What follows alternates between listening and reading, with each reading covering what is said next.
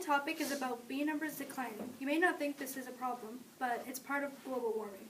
Scientists estimate that 1/3 of food supply depends on insect pollination, mostly done by bees. A shortage of bees is causing concerns in the regions that depend on insects for their livelihood.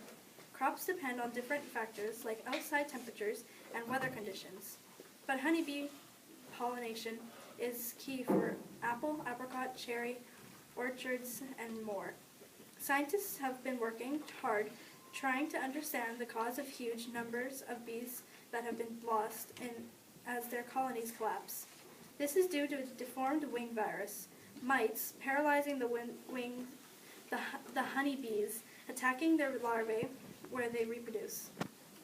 Scientists want to know if the mites were carriers and if they benefited from carrying the virus to a bee larva. There was a three-part study that scientists did.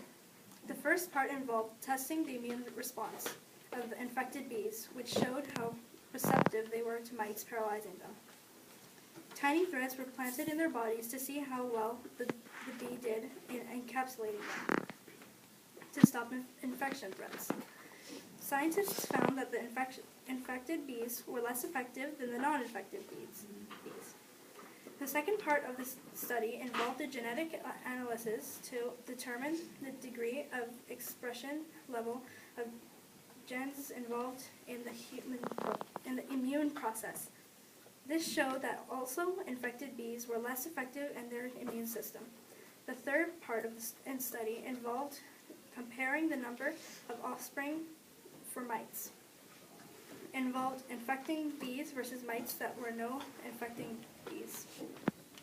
Scientists found that mites infecting bees produced more offspring. Scientists suggest that mites were at least partly responsible for a weakening immune system, which allowed the produce more than normal numbers of offspring in bee larvae, indicating a mutualistic symbiotic relationship exists between the mites and the virus.